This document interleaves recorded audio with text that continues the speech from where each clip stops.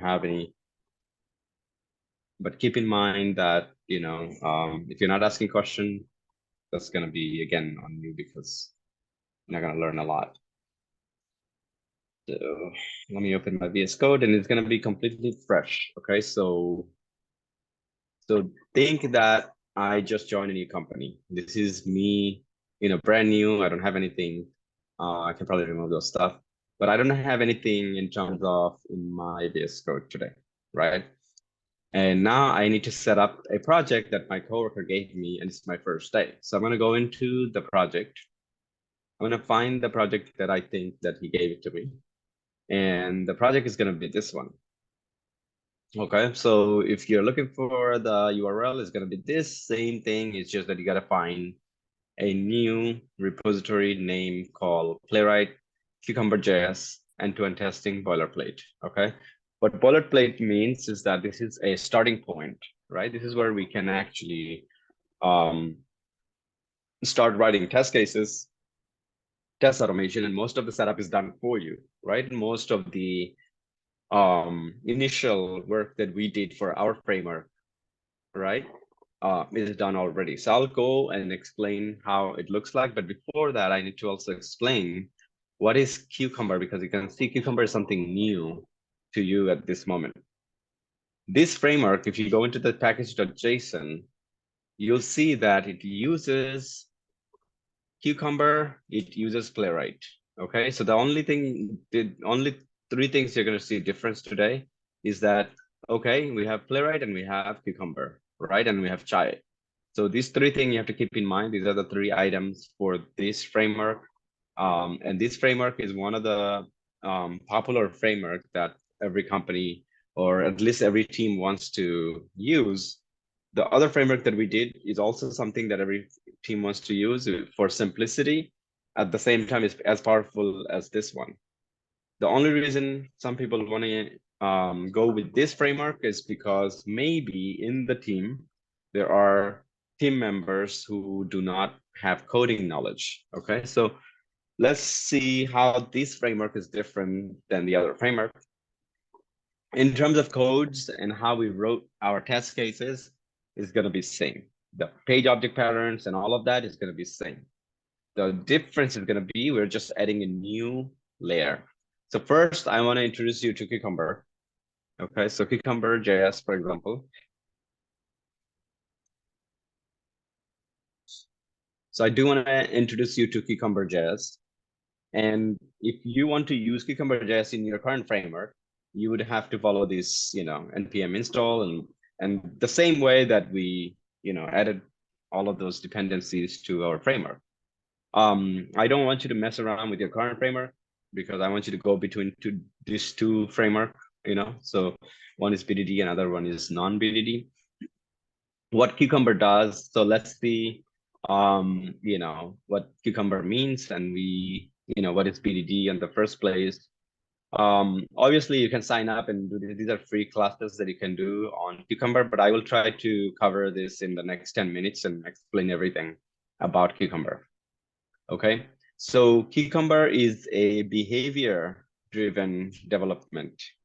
And this is basically to explain a feature in a way that it basically describe the behavior of the feature or behavior of the requirement or the functionality that you're dealing with.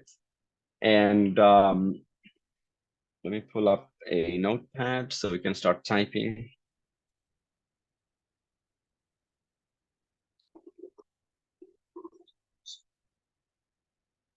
Okay, so today, again, we're not going away from Playwright. We're just adding a new thing, Cucumber. With Cucumber, think very simply that everything that you have done stays as is. We're just adding Cucumber to it. Therefore, we're adding a new layer to our framework, and it's called feature, okay? So you're gonna see feature folder, okay? You're gonna see within the feature folder, you're gonna find your tests. Everything ends, it's no longer gonna be spec.js, it's gonna be .feature, okay? So the test is gonna be written in extension dot feature. It's no longer going to be dot spec.js, okay? Especially in this framework. So let's say the first framework that you used and you built and you wrote the test was one of the company that you work for, okay? Or one of the team that you work for, and they follow that specific way of writing, their test. And that's perfectly normal and fine. They're not using Cucumber because they don't need to, they don't want to, whatever is the case, okay? Now in this team, this is a brand new team, you're using Cucumber, and the reason why you want to use, because they want behavior-driven BDD implementation. What this will do, it will allow you to add an additional layer to your previous code. Everything else that you did, think about these two dash means everything else, like your page object, your test, or whatever. But you're on top of everything that you have, you're just adding this layer where you write everything in plain English.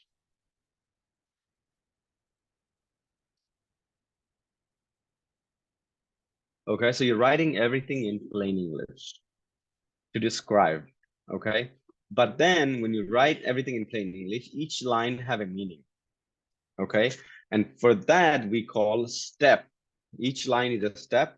So we have to write a meaning in code, and we call that definition.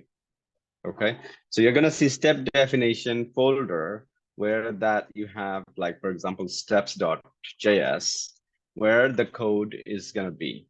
So the idea is that your test in plain English is separate than the code. You're putting the tests separately and the code is separately. Okay, let's see what is. Can you explain what BDD means again? Yep. Yeah. So let's go with our BDD framework, for example, as a BDD framework with Cucumber. So BDD framework with Cucumber supports behavior-driven development. And Cucumber BDD approach is for pretty much like a regular language. And we call it Gherkin. So I'm going to go over the language in a bit. And it allows you to, it allows expected software behavior to be specified in a logical language, right? So again, when we say behavior-driven language, you're basically saying how a functionality should behave, and you're writing in plain English completely. Okay. And the reason why you write in plain English is because you know that you'll write a code somewhere for that later on somewhere, right? So how does a test look like? So now let's talk about the benefit first, because like one thing that you have to keep in mind, if it's not beneficial, it it doesn't really help to add an additional layer. Like what is the justification of adding this additional layer to your framework? That's the first thing your manager, let's say somehow you end up liking BDD today and you want to go and implement that in your company and you want to write tests with this framework rather than the other one. And they said, okay, wait a minute, why are you adding this extra layer, right? This is extra work, right? Because you're writing these feature files extra, which you don't need to, right? All the code runs the way that it runs, right? Like the way we actually wrote our test. So why do we have to go and bother with this extra stuff? So you need to justify that, right? What is the, what is the gain from this? This extra work, will this extra work save us time? Maybe that's why we're doing it ahead of time. Will this extra work will make our life much easier? Maybe that's why we're doing it. So all of that needs to be first, at least measured to even move in. Because if it doesn't make sense, then nobody's going to support for you to implement BDD, and therefore BDD shouldn't even exist. So I'm sure there are some benefit to this, right? So let's talk about pros of BDD. Number one is going to be everything in plain English, right?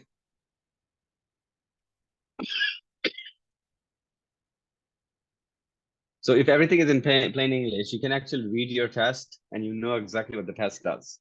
So you don't have to go and read code because your test is separate in plain English than the code, where the code is, right?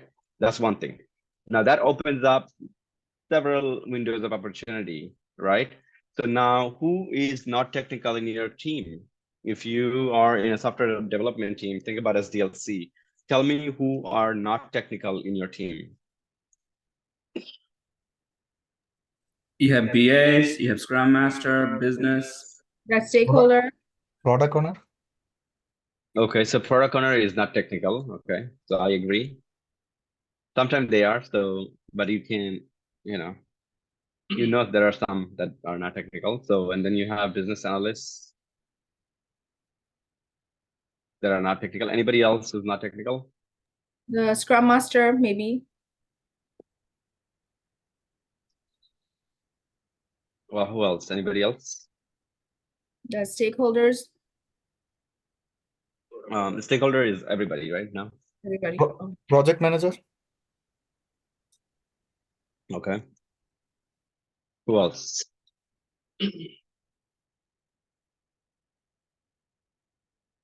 Okay, so let's just stick to this, right? These people. So if these guys are not technical, and you ask them like, hey, can you just go and look at the test and tell me whether the test is good or bad or whatever is the case?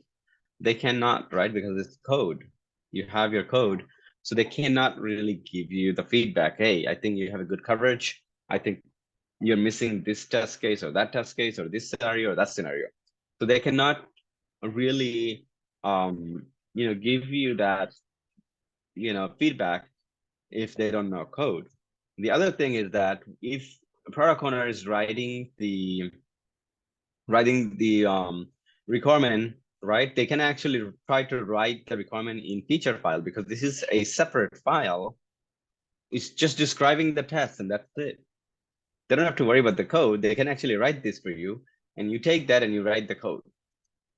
So now you getting what the test should be as early as it can be, and then you're only writing the code to make sure that this works. All right, so now you have collaboration between QA and product and business. So depending on who's doing that, if business is doing that, then you get the collaboration between business and product. The Scrum Masters can actually go and verify the coverage. The project manager can also go and say, okay, I agree with this amount of test cases, whatever is the case. They can feel good about the coverage, maybe. They may feel confident moving forward because they like the coverage that you have, right? So that's one of the benefit, but it doesn't really benefit us, right? Does it? Like, think about it. If it does not benefit you, why should you do this? Like, that's a valid question, right? Why should you even go and do this extra work as a QA when it doesn't benefit QA at all, right?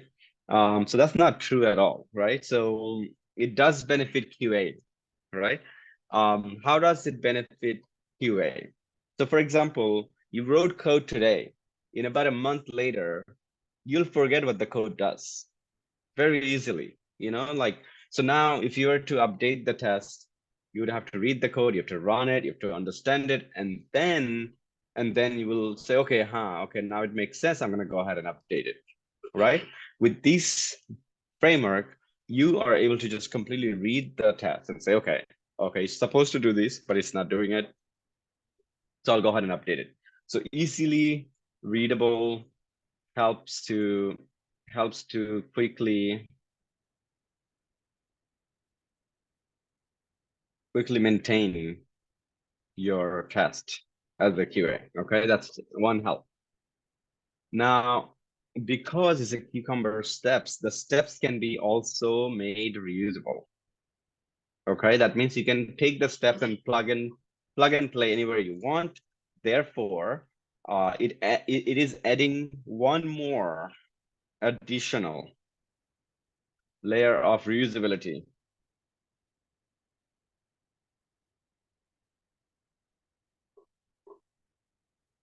Okay, so everything that you know about reusability, page object pattern, and everything, on top of that, Cucumber gives you just one more layer, just one more ways for you to do it.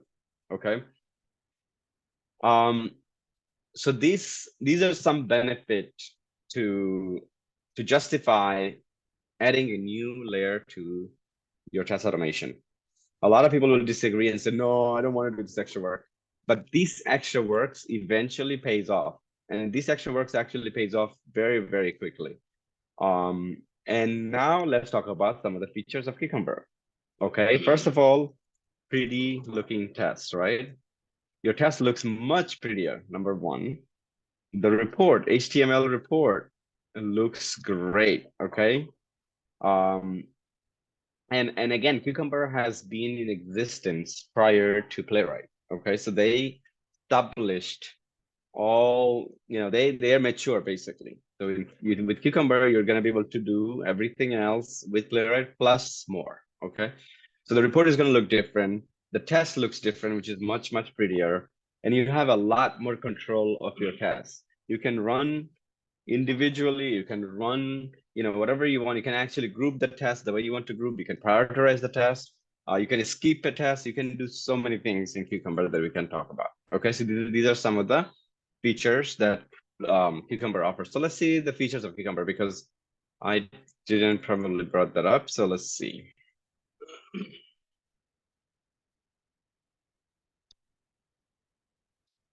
On top of that, they have Cucumber Studio. So all your tasks will be pushed directly to Studio, and you don't have to share the report. It's going to be always published automatically if your company pays for it. Okay. If they don't, then you can just locally generate the report just like the way we do, and you would be able to, email the report. So now, as you can see, and Cucumber have supports to almost everything that you need to have, right? Even Jira has Cucumber support. So installation, if you look at it, it's pretty easy. You can, so we're talking about JavaScript. It supports like this many languages. You can do whatever you want with it. So we're talking about JavaScript. So if I go on there, I can see this is it, the one-liner, and I'm done, and I'm ready to write some automation test. Okay. If I go to the Gherkin syntax, and let's see Gherkin syntax, this is how your test is going to look like moving forward. You can see it looks like plain English, and it's really, really easy to read and understand. Okay. So again, you're going to know what Cucumber is, but just understand the basic point of at least my view, right? How I convince managers to go with Cucumber, right? And I just talk about these. The only con is that you have to do extra work with Cucumber, and the problem, and that's like completely, So the only thing that you have to do is the extra work, and the extra work actually pays for itself. It's like an investment. So extra work is only on the first few test cases, and after that, it just pays itself off every time you write a new test case. And we're going to experience that today. Any question on Cucumber? Anybody have any question related to Cucumber? You guys understand Cucumber? Okay, so how does this feature file comes to you? Maybe your BA decided to help you out, and they're going to give you the requirement. I just joined Julve. So, so are we doing Cucumber from now on? You have your previous framework, which is fine. We're going to do a new framework with Cucumber, so you have experience in both worlds. So now, let's say your BA or your product owner says, okay, from now on, we're gonna use Gherkin, okay? Now you'll see Gherkin in your resume if you have one. Okay, so Gherkin is a syntax, okay? So Gherkin syntax means like the way we write things, okay? So now so let's say you request a product owner and say, hey, from now on, can you write all of the requirement in Gherkin? And they're gonna say, yeah, no problem. They're perfectly fine with it, and they also are familiar with that too. Okay, so now how are they going to write Gherkin? The way they're going to write is that whenever they describe a feature, they're going to start with feature, and in here they're going to describe what the overall objective of the feature. So for example, login, user or customer, whatever, they will talk in third party, third person basically. So user should be able to log in using valid credentials, for example, if they have valid credentials, for example. So this is your feature for login, and then you will have scenarios. Scenario 1, for example, is this user logs in using valid credentials. Given I'm on the given user, maybe I'll go on that side. User is on the login page. When user enters, so username, for example.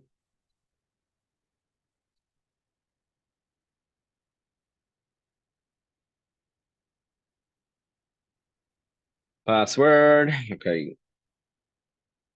Okay, then user clicks on the sign in button. Then user should be able to see homepage, for example, because they already logged in, correct? So that's one of the scenario from the login feature, okay? Fine, how many scenarios do you think it's gonna be? So it's gonna be scenario 2, scenario 3, scenario 4, scenario 5, and just like that. Okay, so think about this way. Now, I will, just to make my life easier, I'm gonna go to ChatGPT and ask to give me how the, to give me in Gherkin Cucumber a login feature, okay, for example. So the reason why I'm asking this is because I'm not just creating this out of my head, right? It's a well-known syntax, and it has been out there for some time, and everything is described with these keywords. Feature is a keyword, scenario is a keyword, given is a keyword, when is a keyword, end is a keyword, then is a keyword, right? And then these are the steps. These are the steps. So we're going to learn how to use those keywords. But notice your BA is going to write very similar feature for you. And the only thing you will probably be verifying to make sure that these scenarios are complete, meaning like if you're missing a scenario or not. If you do miss a scenario, you will be able to ask them to say, hey, you're missing one scenario, could you add that? And then you'd be able to still automate this entire feature, okay? So this is how the feature file is going to look like when we write test automation.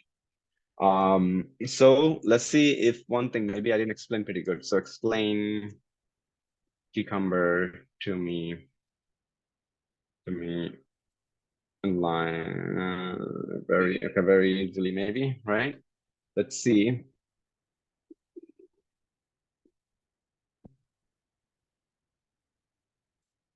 Okay, again, Cucumber is a tool for testing software. It allows you to describe how software should work in plain language, which makes it easier for everyone involved in the development process to understand the software's behavior without needing to read code. That's the whole idea, okay? Okay, so everybody understands Cucumber, correct? Now let's go and start setting it up. So on your first day, you join the company, you join the team, and they go like, hey, here's the framework. Can you go ahead and, go ahead and set it up, okay? He didn't give you nothing else. Go ahead and set it up. And I can see there is some README file that says something. So, oh, npm install and npm test, boom. And it will run my test. Wow, that's great. So now I will go ahead and copy this, or I can just go ahead and open this up and I can actually download it if I need to. But that's like, you don't want to do that. Otherwise, your Git and your repository is not going to be connected to each other. So what I will do next, okay, I'm going to go ahead and copy this link, or copy the link from here probably. Okay, I'm going to go to my VS Code and I'm going to set up this framework just like I joined the company for the first time today. Okay, so I'm going to go and paste it here, enter, and it says, oh, where do you want this framework to be? So I'm going to just create something on my desktop, like something like, learn Cucumber, maybe create, and I'll delete that later. Select repository link. Okay, click on open, and boom, everything else. How many people forgot this, right? How to get things done, right? Okay, if you forgot it, now you know. So I have the entire framework on in my local. Okay, this is my local master, right? Main. They call it main. So now the problem with that is I don't see node module anywhere. If you're not seeing node module, that means that we need to do npm install. Okay, But before I do that, you know what? I want to add some plugins that will make my life much easier. So if I go into the test, you see how the colorful and the test looks good and all that stuff. I want to now go ahead and add plugins. I already have those plugins, so that's why it looks nice and colorful. So if I'm going to go and remove those plugins purposely so that way we can redo it. So when you first do it, and this should be the only one you need, honestly. Okay, reload. Let me just reload this. Go back. Oh, this is how your test's going to look like when you first open. Okay. So now you're going to need this new plugin that will make your life much, much easier. So any shortcut that I'll make, anything that I will do during this session is going to be applicable by this plugin. So make sure you have this plugin the first thing after you get the Cucumber set up. So if you write Cucumber here, you're going to see a bunch of them. We don't need all of these. These are people, developers, or maybe somebody like me writing these plugins for VS Code. And may or may not work, you know, depending on if you see the stars, that means maybe somebody used it and loved it, whatever is the case. But you can always choose the one with the highest number of users, and you can be safe on that. But I know for a fact this is the plugin that we need, not this one or not these. So I'm going to go ahead and install. And after installing, I should now see my test has a cucumber slice in the beginning, right? And also I should see all the keyword of cucumber is highlighted differently. These are the keywords, okay? So this is not part of your code or anything. This is part of the framework. Okay, so feature, you describe what the test should be, and then we have a login feature. So let's see if the login feature works. First, let's go ahead and make sure we have node module, right? So for that, npm install. Okay.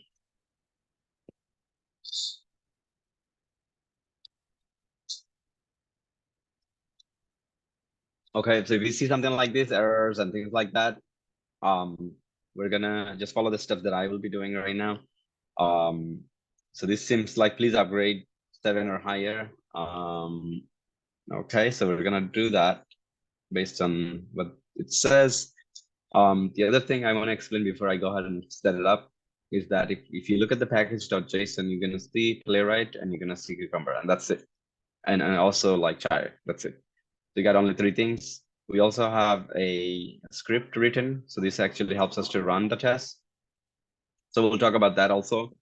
So far, any question, guys? So far, like how I got here. Anybody lost? Anyone lost? No. Okay. Yes, okay. What's the link that where you you lost? copy, I couldn't catch up from there. Like that you pasted on the new file to bring this page. Yeah. Okay, right there. Mhm. You can use this link or that link. Okay, so once I finish setting it up and it runs, you guys gonna have 10 minutes to set it up on your side. So, and if you can't set up, you're gonna share your screen and we're gonna see if you're doing the right things or wrong things. So just pay attention. Okay, so right after I did npm install, somehow it has problems, right? So let's see what it is. It says old log file. Whenever you see something like this old log file, go ahead and delete that log file. You see package.log.json. We don't need this log file to be there for us. Whoever created this framework, they pushed the log file, and we also did that too. But log file should never be pushed, honestly, because it gets created automatically. So I'm going to go ahead and delete it. We don't need it. But anytime you have also a problem in your framework, you can easily delete the log file and start all over again. So now I'm going to go ahead and do npm install, and let's see if I can see the same issue. And if I don't see the same issue, that means we're good to go. As you can see, log file is created from scratch. As you can see that all of our dependencies are added. And I will verify that by going into node module. So as you can see the node module, and it has all the stuff that we need. Okay. Anything in the node module, the file folder, you're not allowed to touch because that is just the third-party libraries you're using. So you're not gonna touch that. Now, any question up until now? Okay, so let's go and run it. One good thing about it is that to run this test, we can now go to package.json and we can say, oh, I want to click on run, boom, and it will execute all the things and it will create a report and all that stuff, you know, and boom, it's done. The test passed. Okay. Now we didn't see any browser open, right? So now I will go ahead and find where it says browser supposed to be, you know, open. Can you run it again? Yeah. The test run, or you know what? I'll show you the command. It's called npm, right? Run test, because the word test right here we added, so we can call test. You know what? I'll change this, and I'm gonna say npm run maybe e2e, for example, because I changed the name of this now. So you can say npm run e2e. So as long as you write your stuff there, it will execute what's here. Ultimately, it's just running this basically. Okay, so I'm gonna go ahead and run it. And as you can see, it's doing the same thing. It just pulls up the script that it's supposed to run. Okay, so 3 steps in Cucumber it ran. As you can see, it's very nicely putting it out there that, hey, I ran the test. This is how the test looks like. So far, so good. Everybody's good. Okay, so let's just see how we can change the way. Sorry, I'm getting it says is not recognized an internal or external command. What is it? What command? I did the npm run e2e. Okay, did you update the package? Yes, I did. I installed everything. No vulnerability. You're using if you're using a Windows, try to change the you know. Did you do npm install? Yes, I did. Okay, so we gotta take a look at this, but try to change the executor, basically. So I don't know if it's bash or something else you're using. Okay, let me just show you guys how to change the framework, because in this framework we have setup, and in the setup it creates the browser. So right now it's set to do Firefox. I'm gonna change that to Chrome. I'm gonna change that to Chrome basically. And you see, this is Playwright underneath anyways. And I'm gonna also tell Playwright to show me the browser when it runs so we can actually see. So if you are brand new to this framework and you never worked in it and you run the test, you don't see anything, and you're like, oh, wait a minute, how come the browser doesn't show? That means that the option for headless is true, okay, in the setup. So if you don't know where that is, you can easily go into the VS Code search and you can say, there must be headless somewhere. Okay, so headless. And if you write headless now, you can see it's inside of this file, and you can now go ahead and make the change. I'm gonna go ahead and say false, okay? Then I don't want Firefox. I mean, I can run it in Firefox, not a problem, but I will go ahead and change this to Chromium. Chromium is going to be blue color Chrome.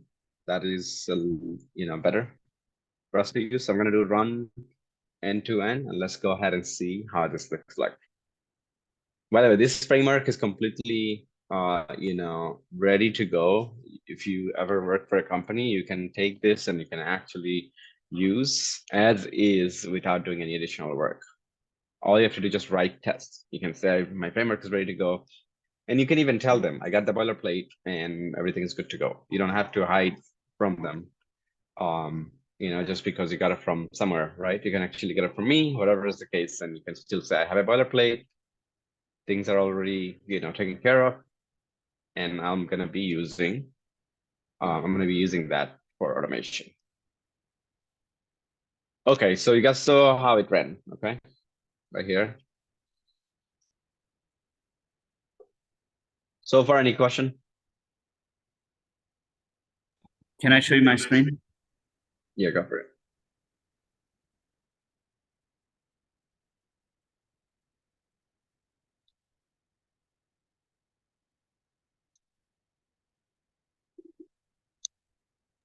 So whenever I run it, I get this. This is what it is. Yeah, you're in PowerShell.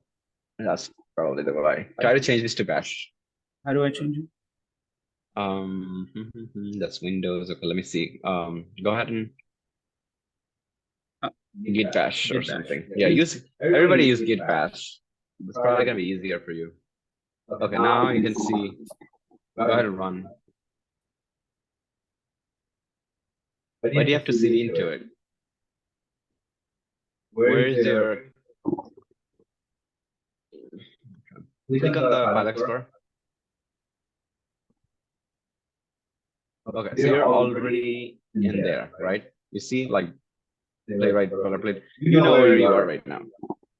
Why are you going to another location?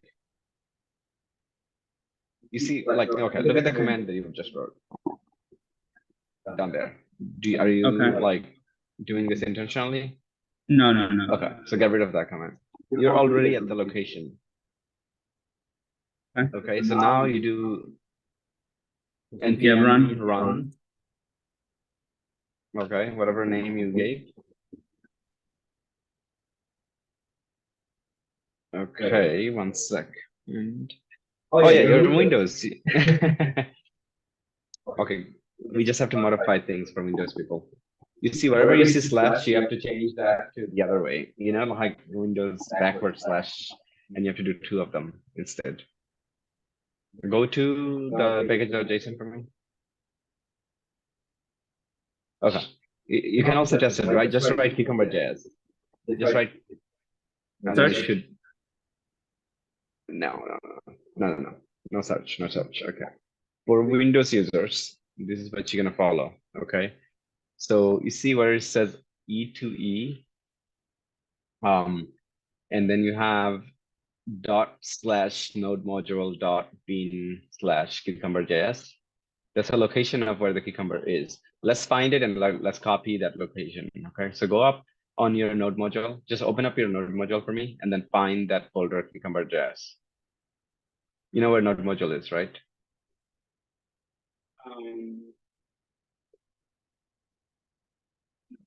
Node module, right there. Open that. Okay. Find the next thing is you're gonna find .bean.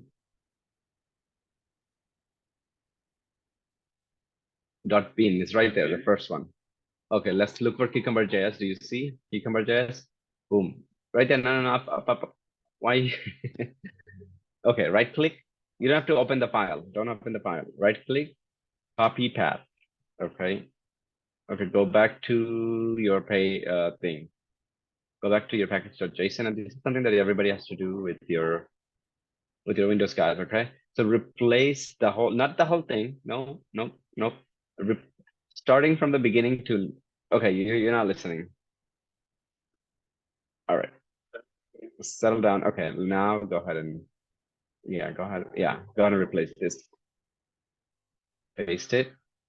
Okay, so you see how your basically your Windows is upset.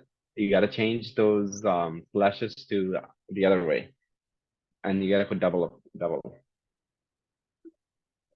the other one and double. No, actually, no. Just do double of the other one. Go back. You just have to put a double slash. The way it is, just put double. Whatever. No. Not there. Just do control Z. Go back to the previous way. Okay, now just no. Paste it again.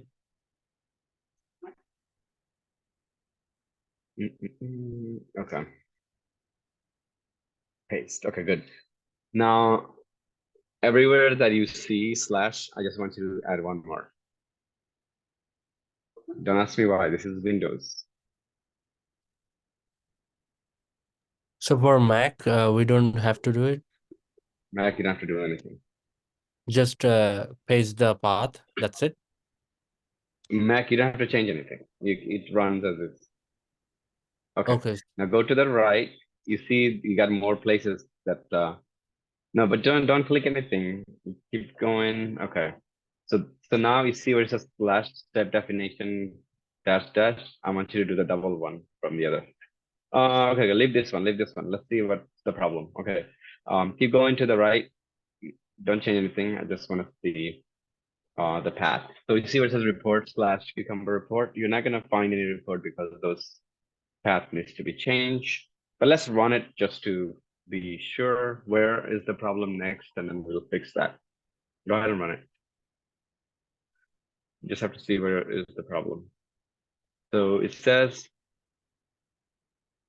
cucumber is not recognized as internal external.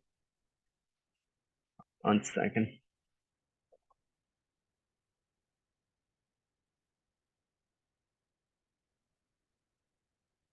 Okay, it's because you have a space somewhere. We have to escape the space.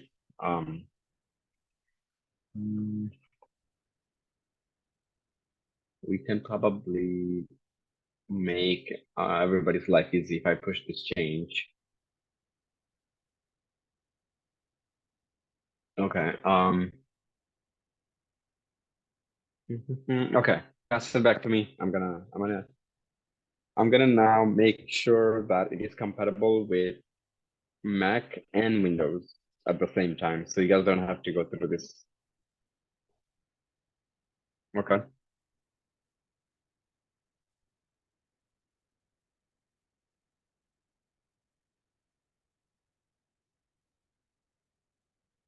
Okay, so I'm gonna make a slight changes to the framework so everybody can make this framework work as is and go from there.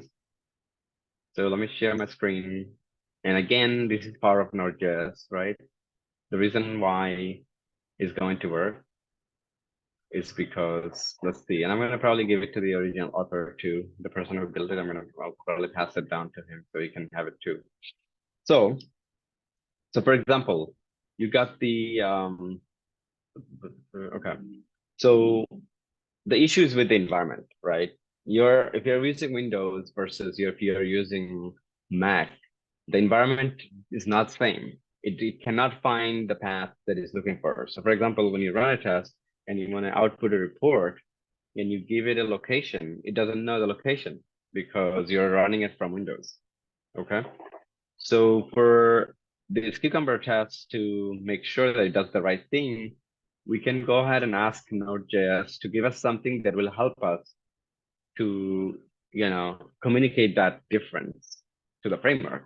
And for that, I can say, I think node env, I believe env, let's see. So what node env does, okay? So,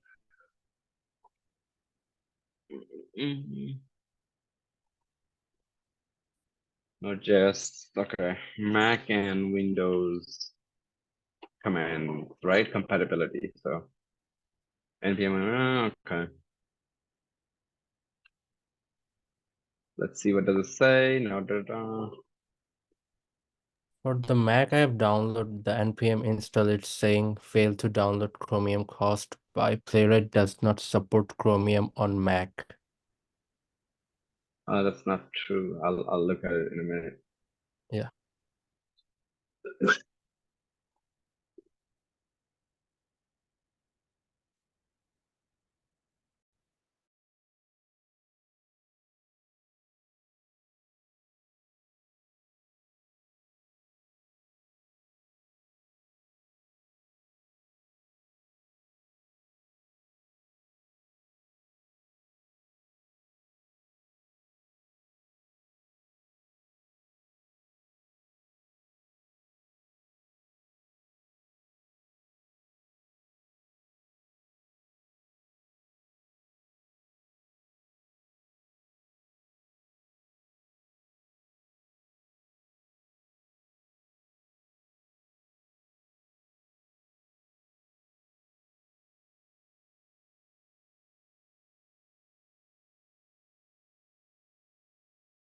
Okay, found it.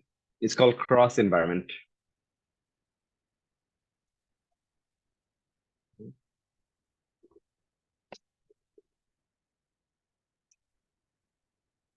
env. So the reason why I want to add this right now, because otherwise people are going to be like really,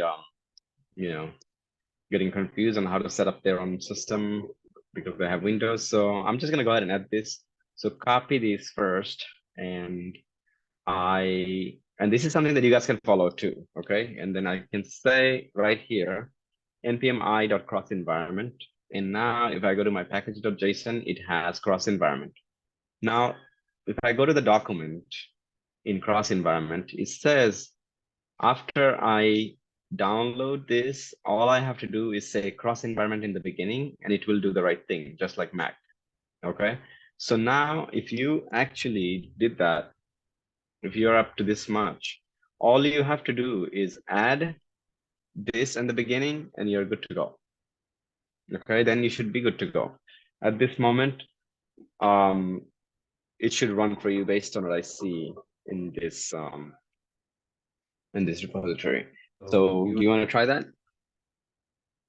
Okay. It's only for the Windows, right? Anybody. So everybody should do this, so that way, even if you pass down your framework to somebody, it will work for both Windows and Can I share Mac. my screen for a bit? Yeah, go for it. Wait, first, whoever's up to this much, I want to make sure this works for a Windows user because I'm a Mac user. So if you're Windows and you're up to this much, I want you to run this, okay, command. I want you to then go ahead and do cross environment right here. Use the cross environment, and that's it. And then let's see if it works for you. I think you still have to import, but let's see. If I go to the repository, let's see how that was done. Okay, so let me know if it works. I'm waiting on this.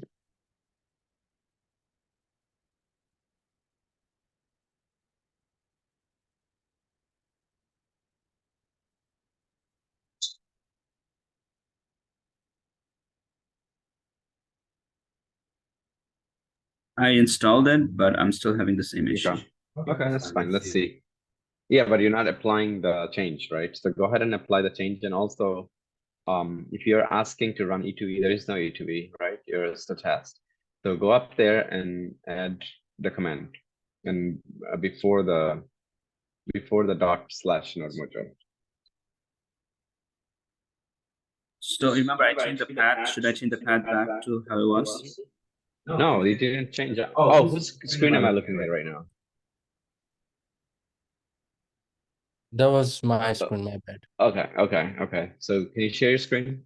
You have to change it back to the way it was, and go back to share your screen so I know what I'm talking about. Change it back to what it was. Okay, good. So now apply the cross environment. I already did. You can see update. Yeah, but I don't see any changes on your line number 7. This is the second time I'm running. Okay, so let's add it, and then I want to see the issue. All right, I'll do it one more time. No, no. see. Goodness. Okay. Okay. If I run it, You guys can hear me, right? Okay. that's E2E right here. Yeah, but you're missing the. Okay, can everybody hear me, or am I just talking to myself right now? No, we can hear you. Okay. So I just clearly showed one step, right? After that, once you install, you have to use it. Installing doesn't mean it's going to automatically apply to everything. Go to line number 7. In the beginning, type cross environment. Not here, where I showed, right? So you didn't focus when I was showing it. So go, no. Before the /node module.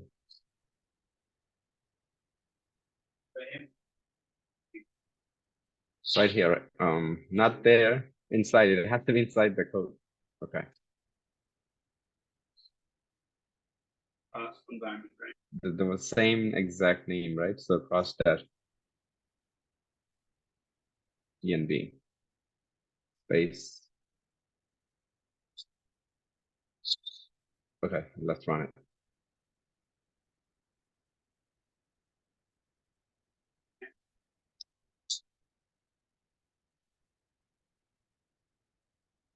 Okay, so it's running your test right now.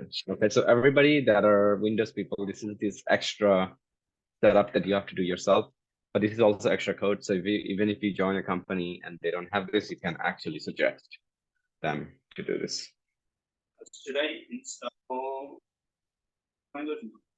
You don't need it right now. Can I Okay, share my so screen? your test is running. Okay, yeah, sure. So one person to go with the test running.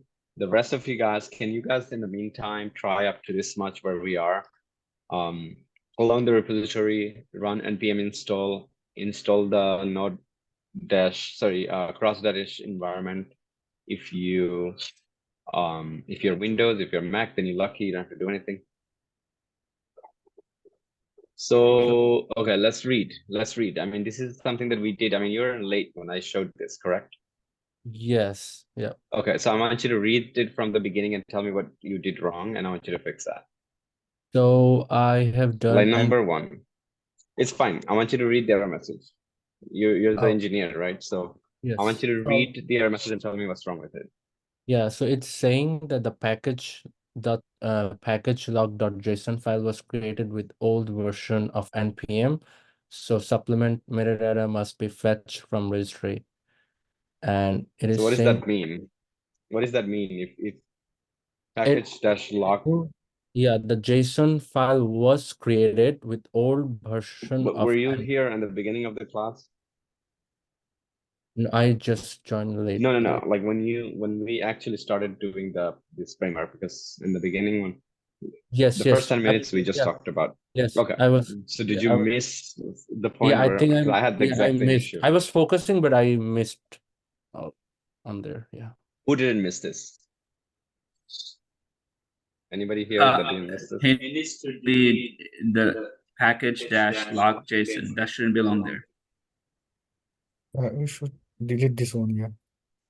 Delete it, then Why Make should we? next one. It belongs there, but you delete it because it auto generates every time, and since it's old, why not generate it again? So you understood now, right? Your problem. Someone basically locked it. So you have to update it. You'll have to delete that package. It will auto generate once you run it. Okay. It'll create a new log file.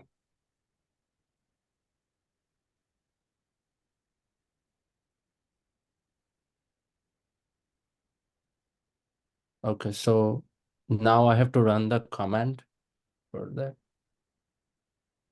I mean, it's not gonna do it on its own, right? The log file. Yes. So So you weren't here for the first few minutes of the class for the automation.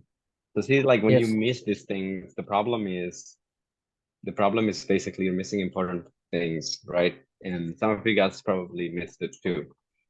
Go ahead and run the command. I'm sorry, what was that, Julie? Run the command, the one npm. NPM. Not just npm install.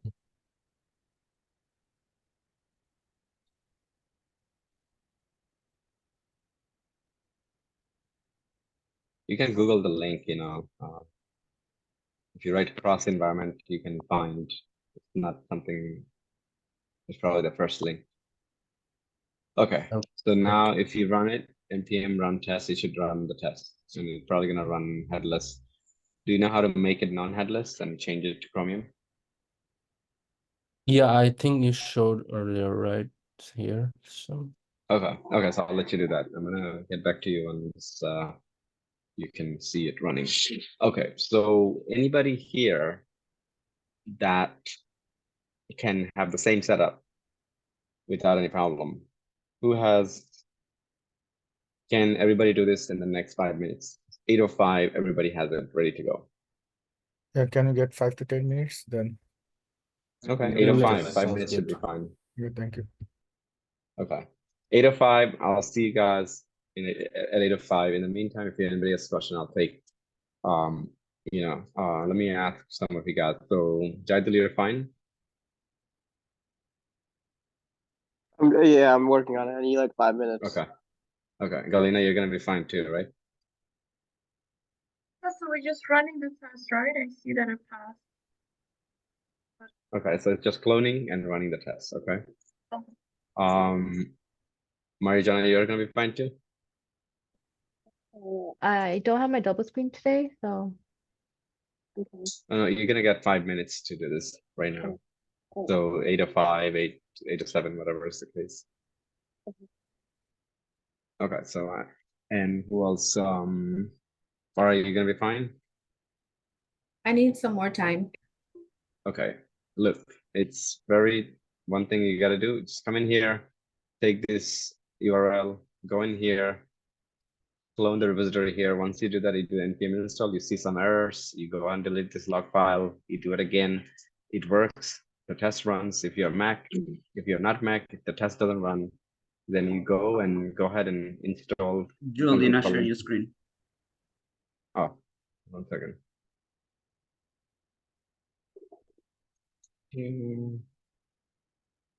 All this time without sharing a screen, okay. Oh, okay. Let me see. All right. The 5 minutes that you have, I'm gonna give you 1 minute quick rundown. Cloning the repository with the URL is something that you already done like maybe a couple times. So shouldn't expect any help from there. You get the URL, then you clone it from your Git, just like if you open a new window. And now it says, oh, do you want to clone it from Git? You click on it and you follow the steps. And you have everything just like this. Once you have it, you run npm install and you see there is a problem with log package.log. The safest thing you can do before even running it, you can just delete the log file because you know it's going to be old, right? And then you do npm install and now you're good to go. You should be able to run the test. But if you're Windows, you need one additional step. And that additional step is that you're going to go into cross-env, a website for npm. You're going to Google this, and then you're going to copy this command or copy the command that they have it here. Either command is going to work. This is probably safer to go.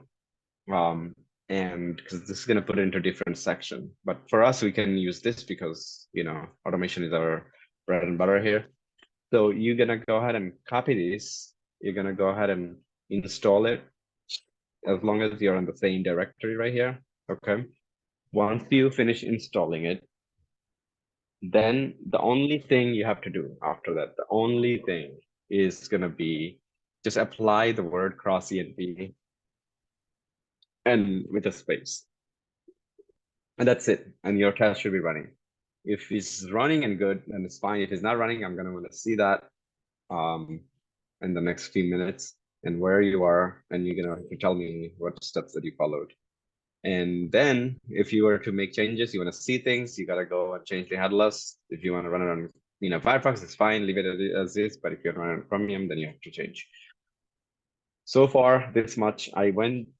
This is like the third time I'm showing you guys, but I'll be back in the next 2 minutes and then start to, you know, you guys have until 8 or 10. So some of you guys got extra time now. Can you open your node models folder? I just want to see something. The node models. It's gonna be, look, it's auto generated. There's nothing to see. If something is Yeah, messed I up, mean, you're gonna I delete. don't know, like I've been facing, I told you, right? When I download my node models, I see all the folders looks like disabled or blurry. Yeah, that's how it's gonna be. You're not supposed to touch them. If Oh, it works without touching, then you're good. okay. Okay. Yeah, these are not meant to be touched. I'll be back, guys.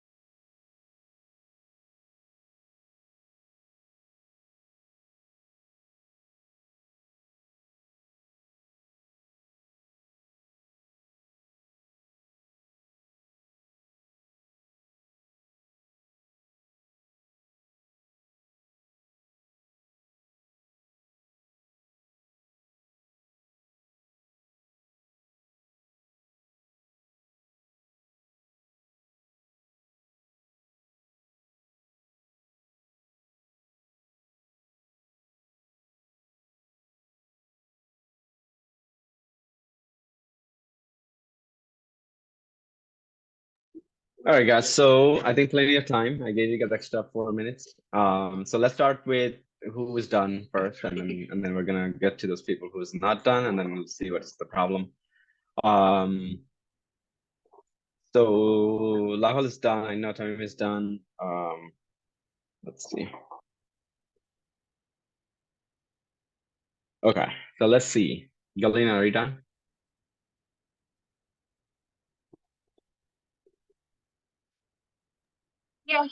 Yeah, I'm done. Okay, and Fast. it's running. Yes. Okay, good. Okay, perfect. Let's see. Jaidul is running. I think I'm done. It just says that it says please upgrade to version 7 or higher. Like it Did says you that. delete the package JSON? Yeah, Sorry, yeah, deleted it. Okay. Okay, so but it's running. It's just giving a suggestion. Yeah. Okay, that's fine. Okay. You see, if you don't see something like this, one scenario run and you don't see the browser, then it's not running. So you gotta let me know. I'm okay. I Mari- just want to share my screen for a minute. Just want but to is it make sure. running though? I will get back to I you. did everything, but I don't see the browser. Okay, so you guys, you have to change it to Yeah, I did it. I did it false and Chromium. false. Okay, and still not showing. Did you see this though? Yeah, I don't see the option. You don't see that. That means it's not running. So I have to get back to you. So let's see. Marichana, is it running? Sorry, I keep mispronouncing your name. It's Marjana, right? Yes. Okay. I know how to open a file, but for some reason it's not working right now. Okay, so I have to also look into yours. So far, okay, and Farah is running. And she was running, right? No, mine wasn't. It's not running. It's giving me an error. It's saying that missing Yes, script. my one is running. Okay. All right, so only 3 people have issues. So we're gonna start with MD first. So let's go ahead to your screen. Let's see where we are.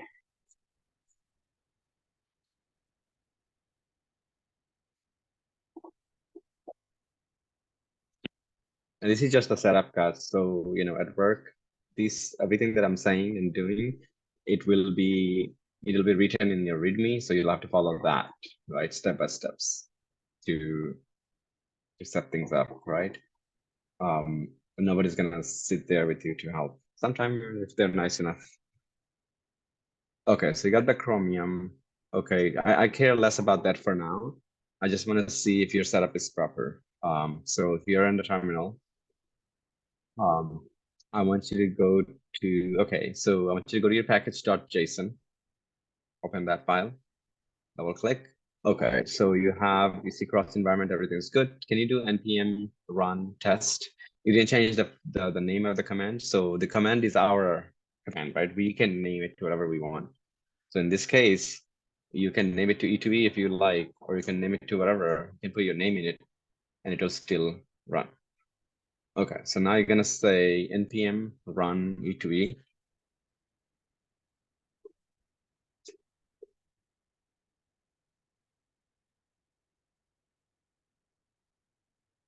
Enter. Let's see. Okay, I just want to see what's up there. Can you open up a little bit more on your terminal? Because I don't see the error message.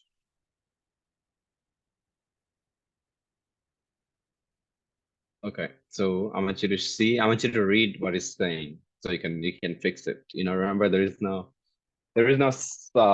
support for engineers. You're supposed to be your own support. So go up a little bit and read the error message and then tell me what is wrong. Okay, what it says here is that you don't have the browser. Okay, so you see it's saying go ahead and run this command. So if I were you, I would run that command, and that should fix your issue.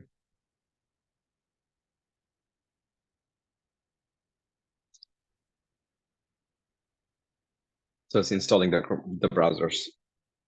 This is not the same browsers as like what's in your computer. It's whatever is in the node module. The node module didn't have those browsers. So, okay, now run the same command. Click on up error. Second time, yeah.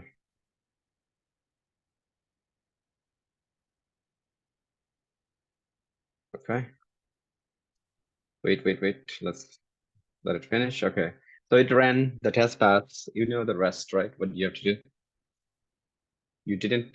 Did you see the browser? Because I don't know if you're sharing the whole screen. Did you see the browser? Or can you hear me?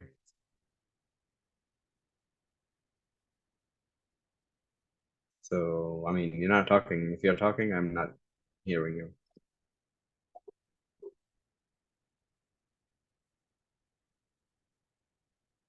Okay, I mean, can you hear me? I mean, you guys can hear me, right? Yeah. Why is he not talking? Yeah, we can hear you. All right, I'm gonna go to somebody else. It's working. You'll figure out the next step when you look at the video. All right, Farah, you wanna share? Yep. Sorry, I was in a mood. That's fine. All right, just pay attention to other people's problems so you can see what yours that doesn't show the browser. And it's not a problem, it's just a feature that you have to enable for browser support. Okay, so this is where you are. You've got the cross environment and all that stuff, and I can see missing E2E. Can you so it says Okay. missing E2E. Mhm. What I need you to do now is that on your command, you see you have $sign and everything. Just go ahead and remove that completely and reopen a new terminal. Just go ahead and get rid of the whole thing and open a new terminal. Open a new terminal. Mm-hmm. Okay. Oh, open a new terminal, he said. All right. Okay. So Yeah. Just Mm. just get rid of it. You see, there is going to be a trash icon next to the existing ones, and then if you hover over it, you'll see. Hover over the existing one, which is right there. It says bash and PowerShell, right? Go on the top. You see trash right there. Click. Right next to the bash. Yeah. Okay. Click that, and then click on the other one. Okay. And then let's go ahead and open up a git bash. Maybe you click Git on bash? plus. Yep. Yeah, git bash. Yeah. Okay. Okay, so now you're exactly where you need to be in terms of the location. Go ahead and do npm run e2e. npm run e2e. Click enter. Missing script e2e. You know, the one reason that I know why this is not working is because you didn't save it. Click on your file at the top. Okay, you see where it says autosave? Yeah. Okay, now it's gonna work. Yeah. You don't have to just run it the command again. Okay. Because all the changes that you made is not saved. Oh. And therefore it doesn't know. Okay, npx playwright install, you can do the same command right there, copy paste, and then you should be good to go. Okay. And the next one is to see the browser. You got to change the headless to headed. Okay, so who's the next person? You stop sharing. Okay. Who's next, guys? Share your Okay, so screen. Okay.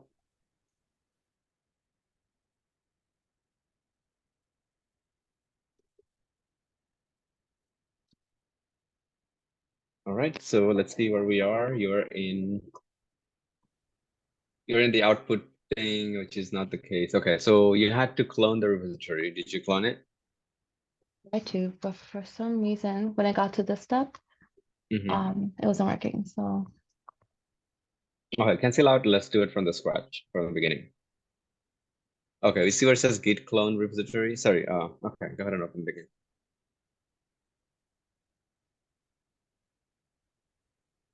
All right, and then you have options here, right? So click on that, yeah. And then paste the link. Enter. Okay, so let's create a folder for this if you need to. Otherwise, you can choose an existing folder. Okay, if you created one before, you can just choose that. Okay, now select as repository destination. Okay, it says localhost access not allowed, git, blah, blah, blah, whatever is the case. Okay, Are you logged into your Git on the browser? I am. Okay, can you go there? Just go to the Git. Cancel this one out. You know what? Do the open Git log. Oh, never mind. Okay, because I can actually see what's the actual problem there. But anyways, open the browser. Can you open the browser? Okay. So here, where it says code, can you click on that? No, but you're in the wrong repository, right? So click on my name. Okay, find the repository that we're working today. Okay, so you can probably on the right side, you can see show, okay, maybe that one, yeah, click that.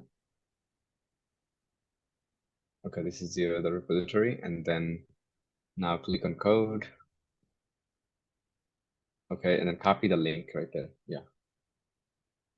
Okay, now you can go to the, yeah, right there, VS Code, and then follow the same steps, git clone, paste it there. No, click on that, yeah. Just do command V, enter, choose the destination.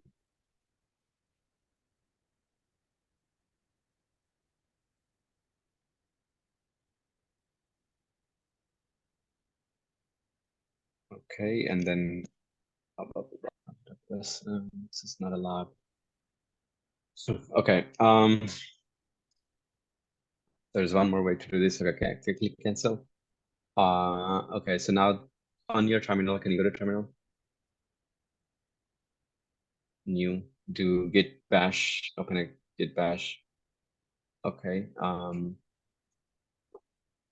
here you need to locate the folder where you want to be. Do ls.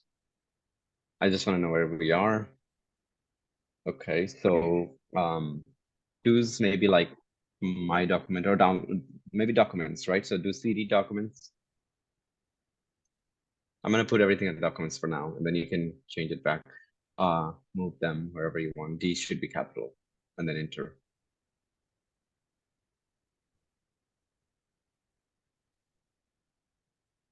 CD space BDD? document. CD space document. Yeah. Documents is the folder, right, in your computer. So we're just, yeah, enter. So you're inside of documents right now. Just do git clone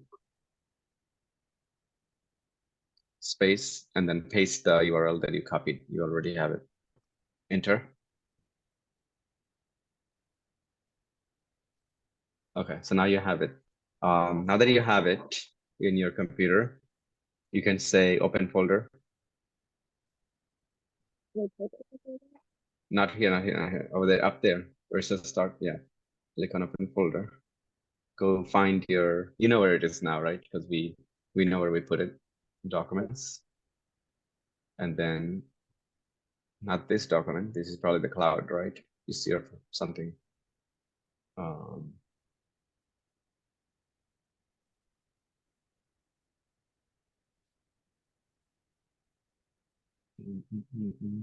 Okay, on the thing right there on the bottom terminal, if you want to know where you are right now, where we pasted on the terminal, just write pwd, enter. The user, your name, and then documents. Okay. No. That's the location. That's the location where you are. So go back to click on the open folder. This time you know exact location, correct?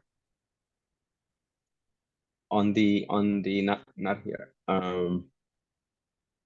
Yeah, right there, open folder.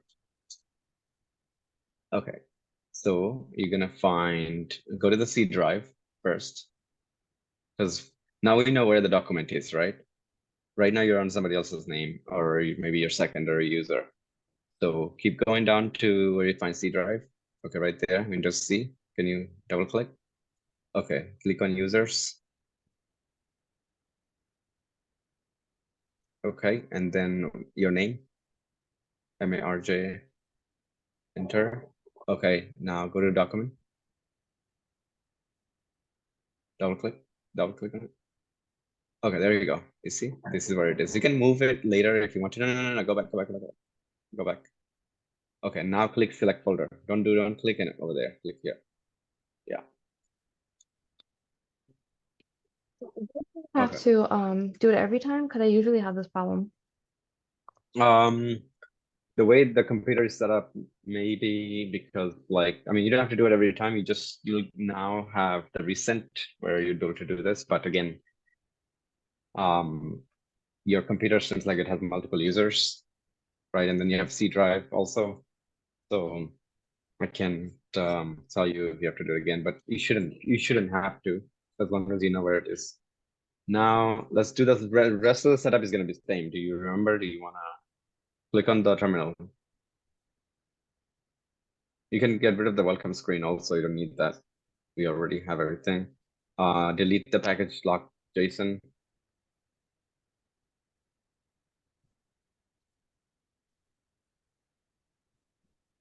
All right, go ahead and do npm install.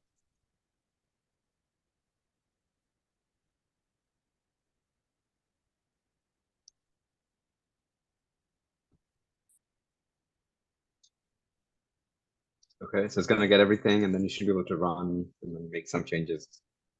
Obviously, your Windows, so you need to. In the meantime, go to the browser, find that thing that we need. While this is running. Look for cross environment in your browser.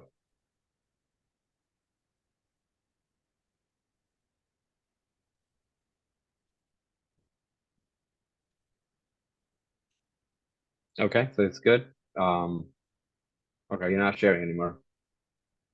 So you're gonna be fine from here. You're good to go.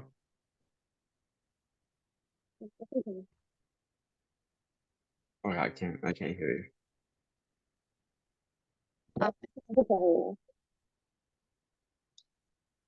Okay, so I'll take that as a yes in terms of fine. And Can I get 1 minute? Because I missed that point you mentioned it in my Visual Code.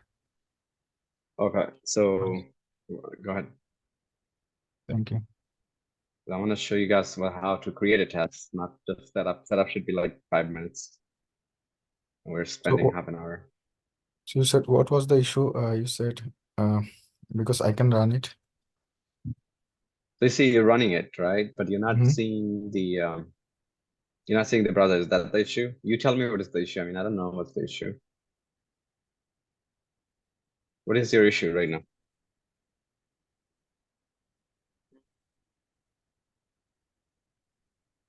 Yeah, I can see it's running, but what do you want me to So do I help you need to with right run now? the npm I cross env? Because I did it. What did you do? Sorry, I mean, I didn't even mention anything like that, but go ahead. Well, show me the commands that you ran. So I installed the npm I cross env. Okay. So do I need to install again? No, that's it. Once it's already in the package. If it's in the Mhm. package, then you don't need to do anything. It's already installed. Your test is running, so I don't know why you're asking that question. If the test didn't run, then you should have been asking like, what do I need to do it because my test is not running? But if your Because test I is running, didn't that see means any error. exactly. If you're not seeing an error, that means you follow the steps, right? Mhm. So if we go up, okay. The question probably you should be asking why you're not seeing the browser, correct? Yeah. So you see where it says headless and you get the false. Maybe the word false is okay, just to make sure it is saved. Yeah, I did it. Maybe it's not saved. Okay. So then you should see the browser. I mean, it should be there.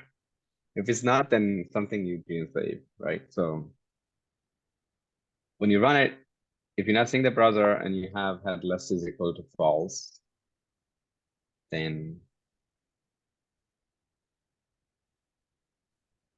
the browser is somewhere, I'm sure, right? Maybe in your other screen. How many screen you're using? One only. Okay, but were you full screen though? Like get out of the full screen. I want to see what's going on behind it.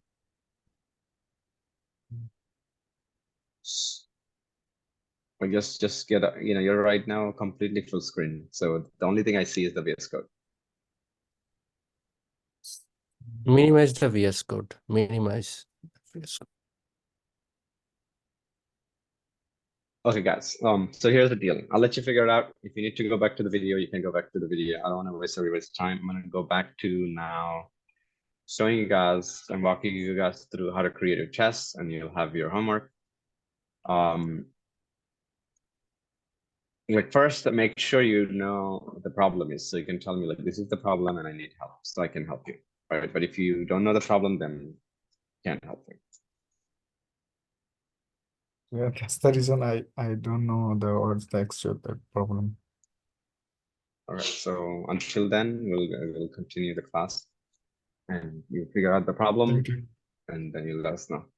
Okay. So even if you like think about this way, you're with your coworkers and you have same exact issue, and your coworkers is like, hey, you asked him like, can you find 5 minutes of your time to help me, figure a few things out, right? And then you sit down with him and he's like, okay, so what is it that you're having issue with? And you're saying, I don't know, right?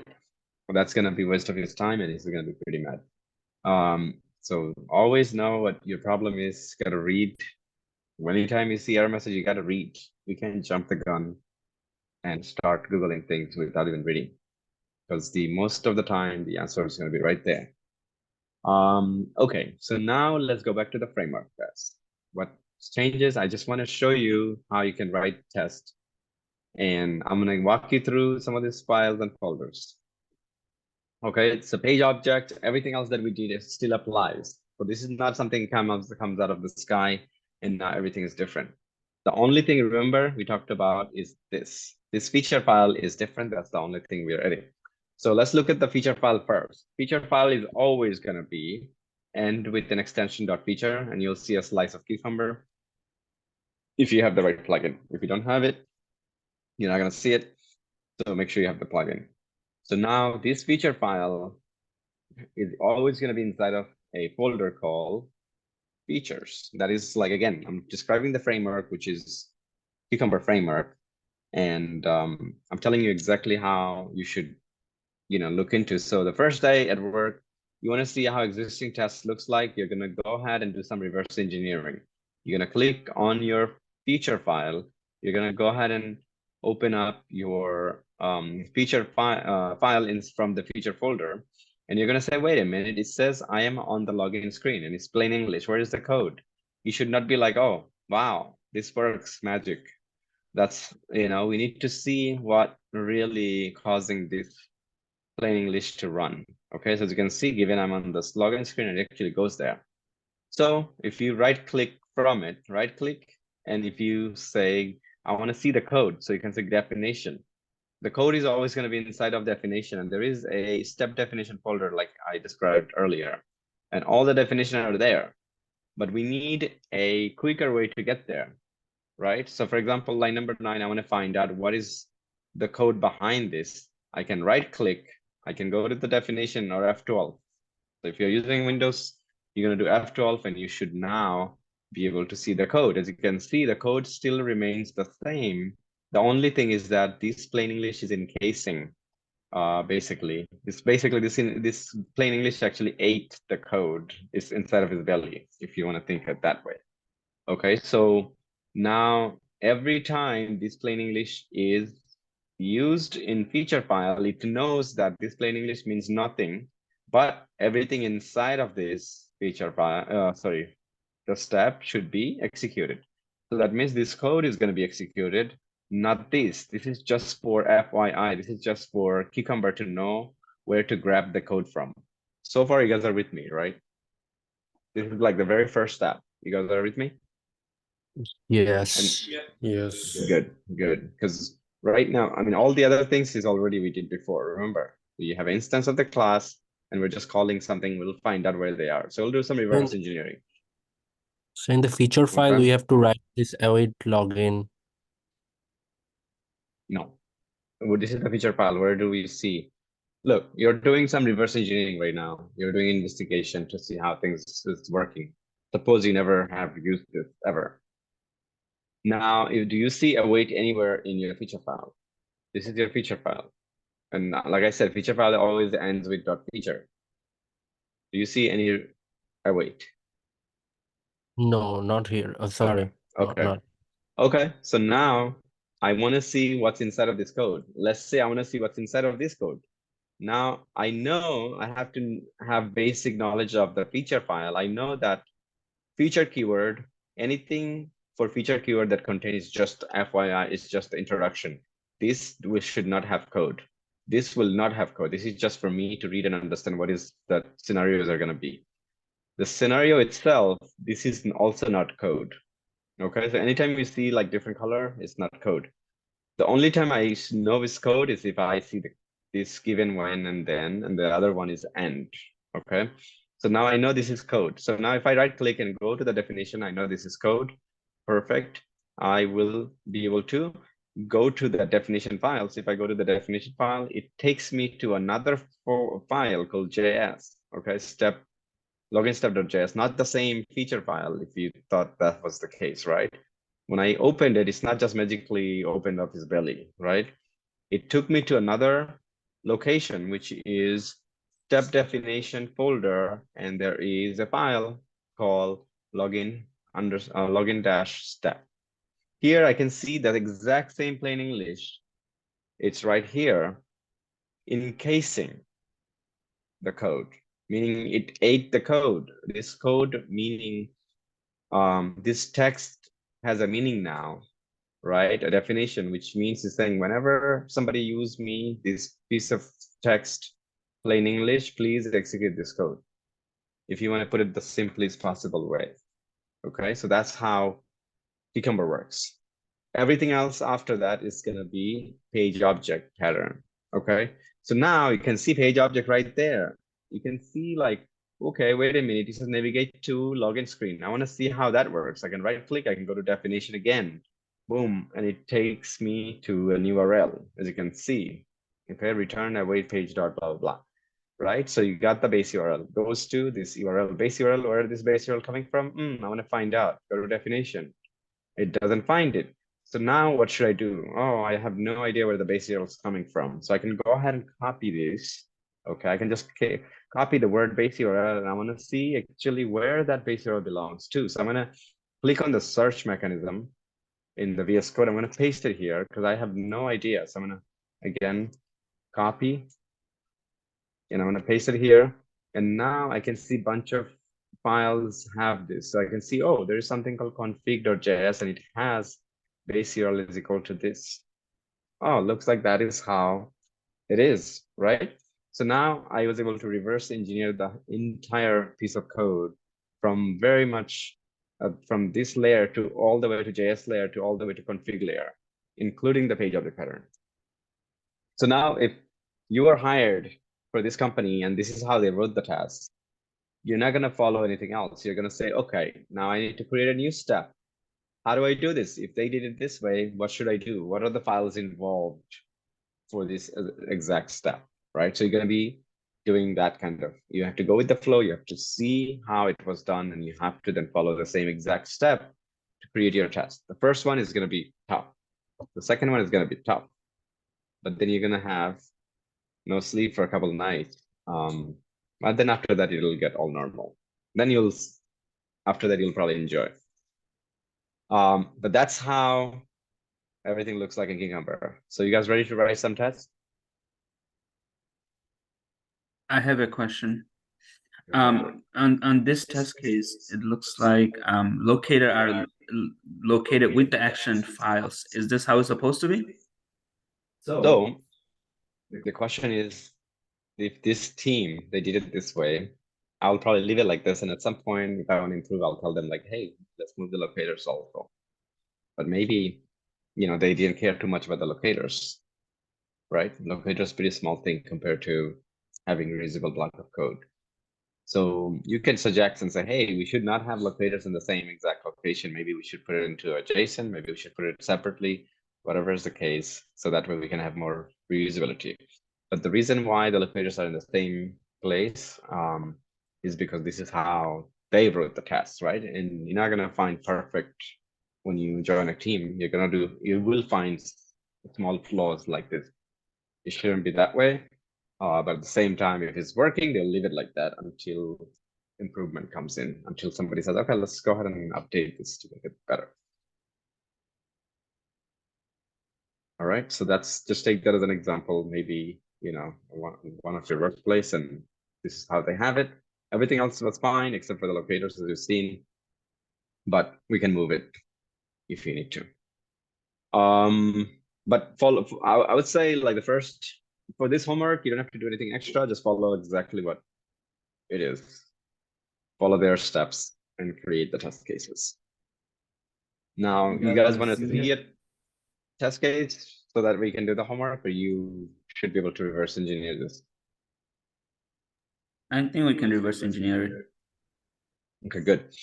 So look, this framework is ready to be used in an actual project, right? You don't have to, a lot of the things that you would normally have to configure on your own is done already. For security purposes, you have the config, like data is coming from a separate place, right? There's a config.js that may not have to be shared. You can keep all your credentials here.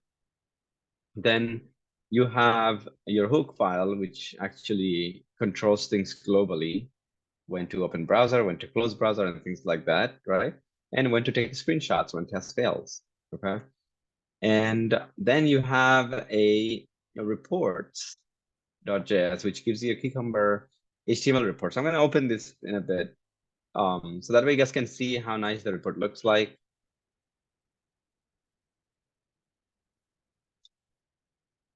What the hell? Okay, let me open it with something else, maybe Chromium. What? This is crazy. Okay, Chrome opened it. Okay, so this is how the report looks like. We can probably have a better report, but anyway, that I'm like. So this is how the report looks like, you know, in your test run. And if test failed, it would actually have a screenshot by test fail and what happened there. It will give you more details. So now you can also have Cucumber. Okay. You can also have. How did you get to the report again? So it's right here. It's in your report folders. What if you want to have a report in the cloud? You know, obviously at workplace, you have to ask permission before you do that. So you see where the publish is, publish quiet. That means it's quieting is basically not want to publish a report in the cloud. So I'm going to go ahead and remove the word quiet. Let's see what happens, right? Oh, that. My command, let's see what happens real quick. Boom. Oh, this time, look what happened. It gave me a link. See your Cucumber report. I'm going to go ahead and copy this. I'm going to go to a browser and I'm going to show you exactly what happened. And this time it gives you a nice looking report on the cloud for free. Okay, so this word right here pretty much has a meaning, right? Okay, so you'll always get a link like this if you actually change that strict quiet to, sorry, publish quiet to publish. And you now will have this link you can actually share with your boss. Also, this is a self-destruct. This report deletes itself in a day. So 24 hours, I believe, it will delete. If you want to keep it forever, you can create an account and it will keep it forever. So any questions before I go into the homeworks? So I do have one question. So here, like you have login, the test scenario, the features, right? Is the relationship between the features and test step is 1-to-1 or 1-to-many? So feature and step definition. Yes. Is gonna be many to one. So step the whole purpose is not to repeat ourselves, right, in code. That means the stub definition that we wrote, we should be able to use it wherever, however, whenever, right? So now if I was to write another test, right? Okay, let's write another test. So scenario. So every time you write a new test, it's gonna be scenario. And I'm gonna say login using invalid credentials, okay?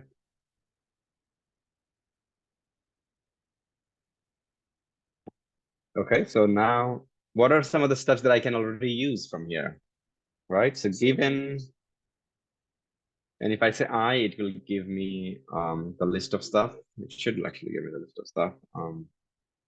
So now I can see that I'm on the login screen. So if I'm gonna log in using invalid, at least this much I can do it myself. Like I can paste it. Okay, so until login screen, at least I'll be able to go to the login screen. Okay, but then where it says I log in with valid credentials, this is where I have to make some changes.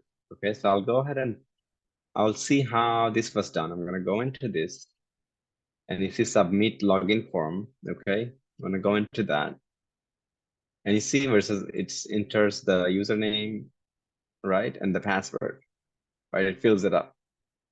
So all I have to do is change these to wrong, right? So I can just create a new one here.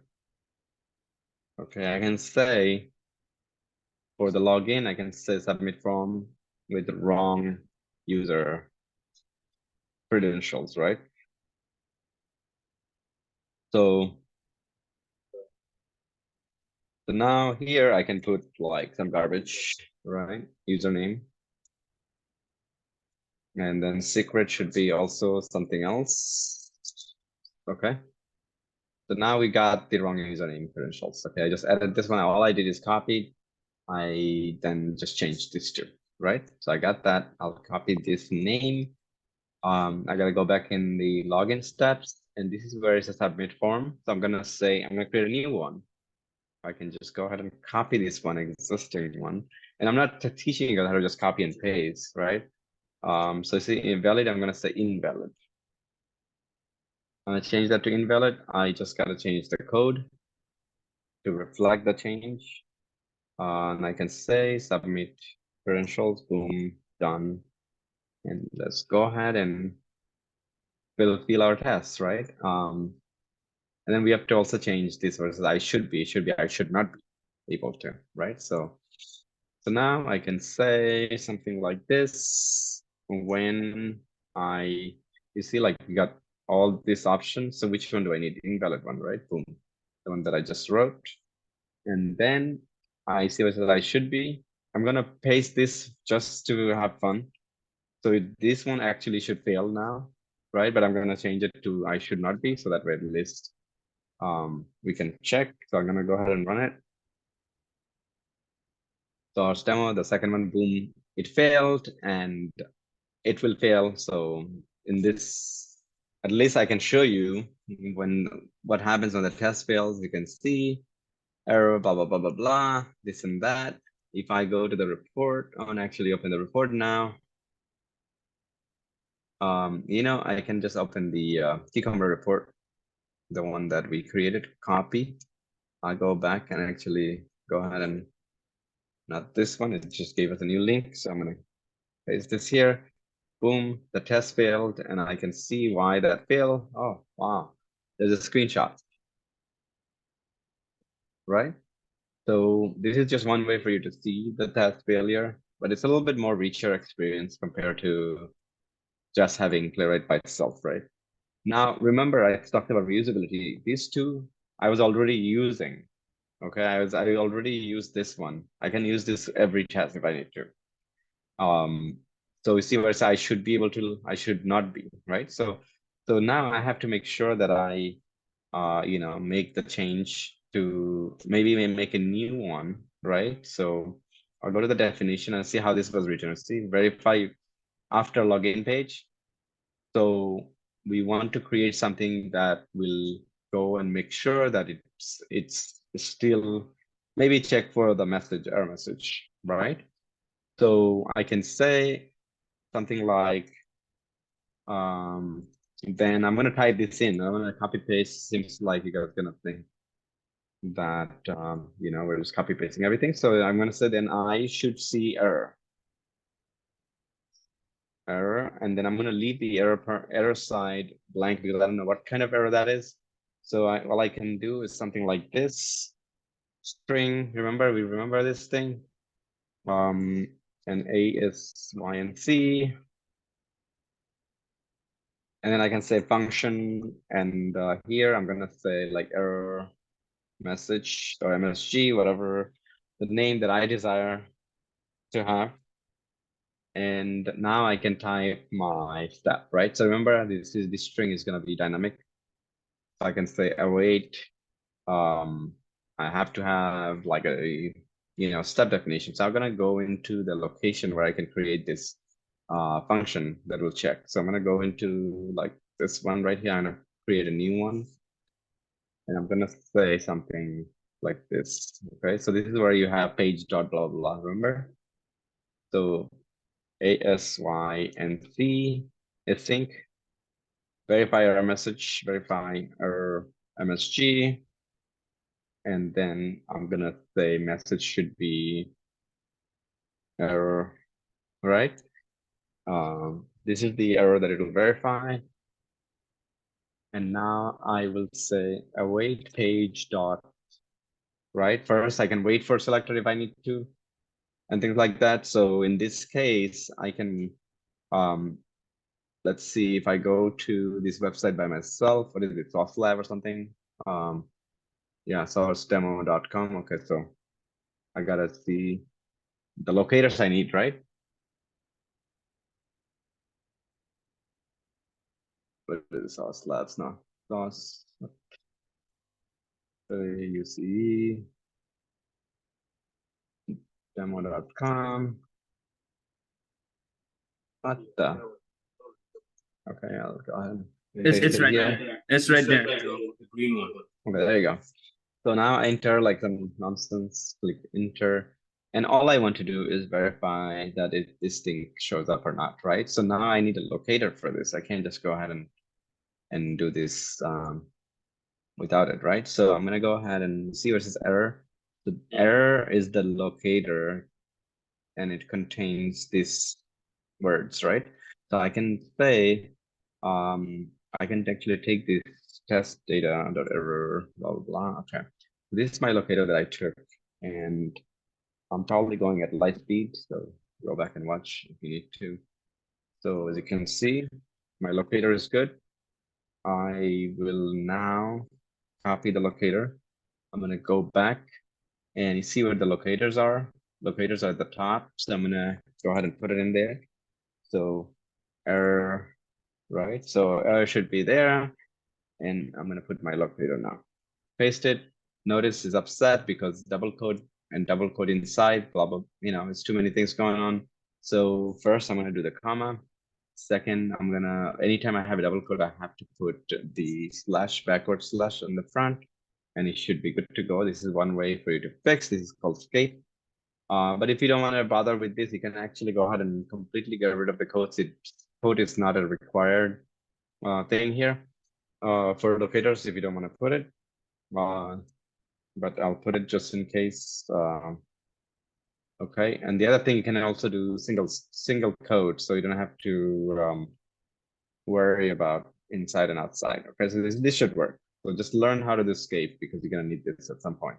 So this is the error. So I'm gonna say wait for. So in this case, I'm expecting an error message. So I'm gonna go ahead and wait. I'm gonna say locator, locators dot error. That's the name that we gave, right? So it's not coming out of thin air. The name is right there, right? So it's gonna wait for this locator first, okay?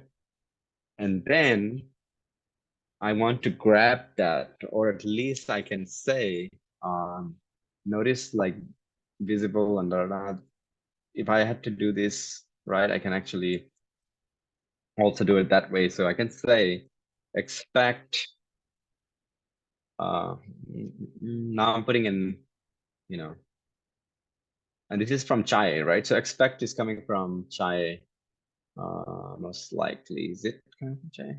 Let's see. I got to see where this expect coming from. Yeah, it is coming from J. It's a global expect, so we don't have to import or anything. Everything is global.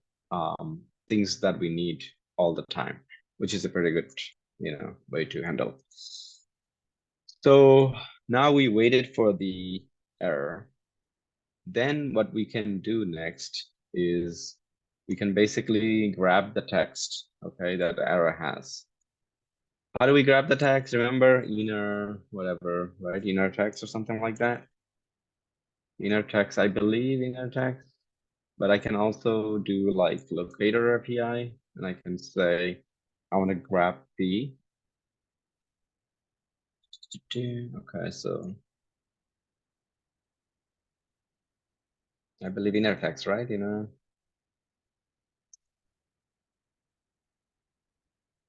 Or whatever. Let's see. It's not the same as to contain text. No, first we need the text first, right? We can also use contain text, but it's gonna give us conflict, which I will talk about in a minute. So this framework, expect has a different meaning in this framework, okay? And it's because the way the framework was designed. Let me just go ahead and find myself something here, which is what I was looking for. Inner text. Inner text.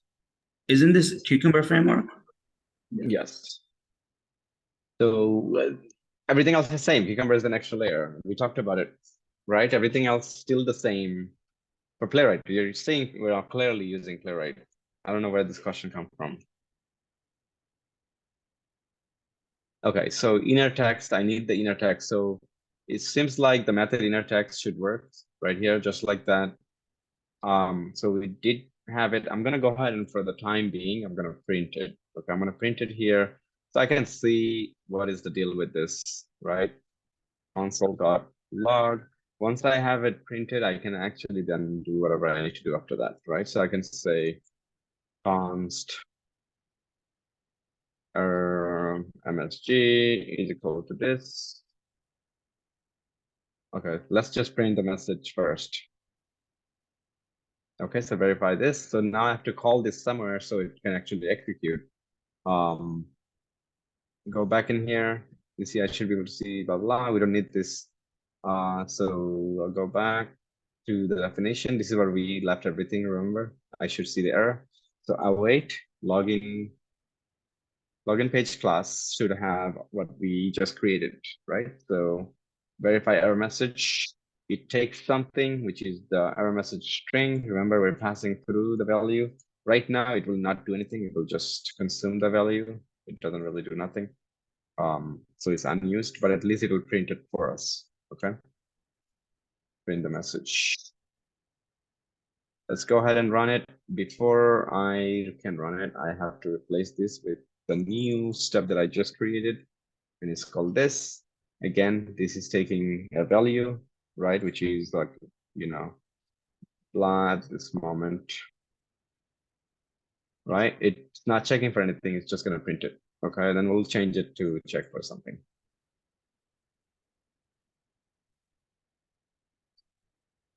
Boom. Okay. So it ran it. Notice it printed epic, blah, blah, blah, blah. Okay.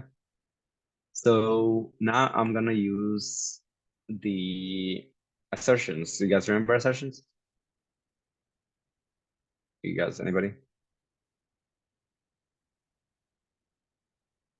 Okay, so I'm going to go back to this. It doesn't have any assertion yet.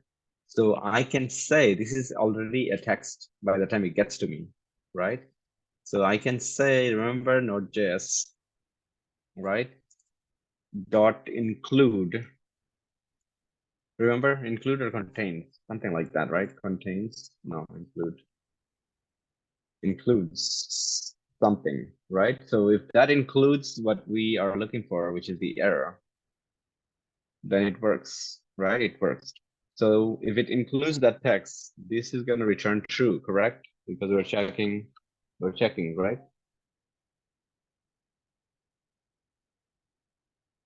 Line number 42. Okay, what is the return for this? It should return true, right? So I'm going to do console.log. So we can see what it returns. And if it's true, then we will then say, if it's true, then our test pass. If it's false, then our test fail. Okay. Now that we have this here, it's gonna print true or false somewhere here. Okay, so I'm gonna take this. I'm gonna take this text. Okay. I'm gonna take this text and I'm gonna say verify if this text is there or not. Okay. Go back to my login test. I'm gonna say now check for this. Okay. Now check for this. Okay. If it does have this, then we're good to go. Otherwise, tell me false. Okay. Boom. Okay. So it has the true. Now let's say anything other than this should be, this garbage shouldn't be there because I'm testing my own work to make sure it doesn't pass all the time. Okay. Okay. So it says false. Okay. So that at least you know for a fact it will do the right thing. It will check for the right stuff. But that doesn't still fail the test. If it's false, it doesn't fail the test is because we're not using the expect. So now I can basically apply the fail manually, like using Razor, or I can actually go ahead and say, you know, expect this, right? So I can say, see, 2 equal to true. I'm gonna copy this line from here. So our return from this is gonna be true, right? So I'm gonna copy this and I'm gonna say if it has to be this equal to be true, otherwise fail the test. That's it. Okay, we don't, it's not necessarily has to be a return, but let's leave it as okay, let's see if the test boom, run. Okay, the test passed. Now I want to see if the test fails, then what reason, right? So if I go back to my test itself, I'm gonna double check my test. I'm gonna go ahead and put something here, garbage, you know. So now the test should in theory fail. So let's see, boom, it failed and it says, wow, I was looking for this to be true, but I got false, you know. So it at least gives you closer to the error message to say, hey, you know, what you're doing. So now if you want a little bit more related, if you want a little bit more customized message, when the test fails, you can say something like this. I'm going to go to the definition one more time and I can customize it. I go into my definition and here, right here, you see true, and then I can say something like this. If it's not true, say that it didn't find it, right? So I can say something like, was looking for text. Okay, error, but did not find it. Okay, so for example, right? So you can now actually customize this. I think this gotta be inside, I believe. Let's see. Okay, this gotta be, this is just another parameter. Okay. It's gotta be inside, okay. Okay, now it should work. So let's see, this time you should just see a better method. So again, it's really up to the test designer to give you a better, you know. So you can see, boom, assertion fail, was looking for this, but did not find it. You can even output like what was found. Okay, so you can say, found text, and you can say something like this, and you have to say error message, whatever you grabbed, okay? Control C, and you can now paste it here. Oh goodness, okay.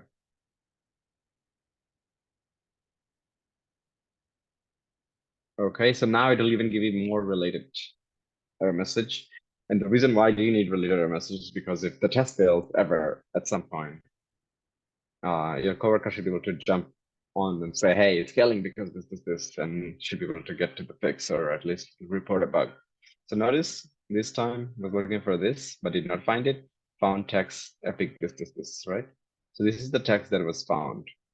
Now, if I put the right text, if I do put the right text, then what happens?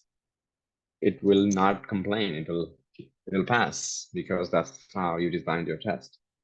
Okay, the first one is the valid login. The second one is invalid login. So that's this.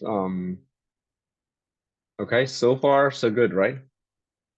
Notice 2 tests out of 2 is passed. I can actually go to the copy. You know what if I do click, open it somewhere. Oh, my browser is kind of messed up. Let me do the beta version of Chrome. Maybe that's fine. Okay, so okay, 2 of my tests, as you can see, both of them pass scenario 1, scenario 2. This is how the test looks like. If you send this to your manager, he's gonna be like, oh, wow, great. Okay, he understands what the test did, right? It's super easy to read. And the important thing is that even as a QA, you can read your tests and understand what they are. You can read your coworkers' tests and understand what they are. You can go to your coworkers' tests and see which steps do you need for your test.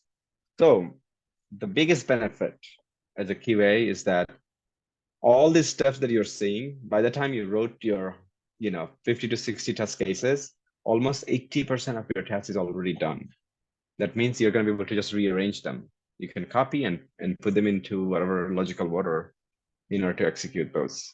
And you still have a new test. You can always use those steps to do something. For example, line number 17, you can actually mess around with this. You can use it for somewhere else too, as long as the locator that doesn't change. You can check for another message. So maybe like you have another scenario where you entered valid credentials but invalid password, but then the error message should say something else. You can just copy the whole thing, and the only thing you have to change is this and then also the input values. Okay, any question, guys, so far? I We're do gonna have a expand question. on this. Go ahead. Is it okay if I share my screen? You can go for it. I just want to clarify some of the items. So think of this way. If the first one is very simple test scenario. The second one is more complex. That has a complete life cycle of a product of the same page, right? So the first one stays the same, is not changing. The second one, under the second one, I will have all the steps, basically validate the homepage, add a product, add all this, click on checkout, click on card, have everything. And on the last, give me a second. Sorry.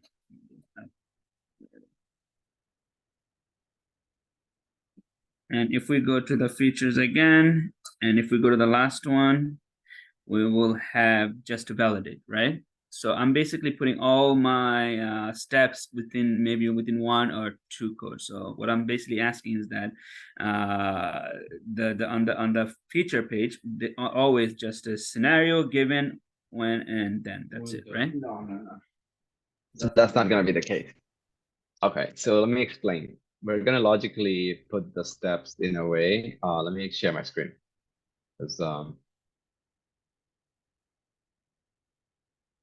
Okay, so this is a small task again, so that's why we have only 3. If you have more steps, right, you can logically put them. So you can say, and I do something, right? And I, click on whatever, like homepage, for example. And then, and I,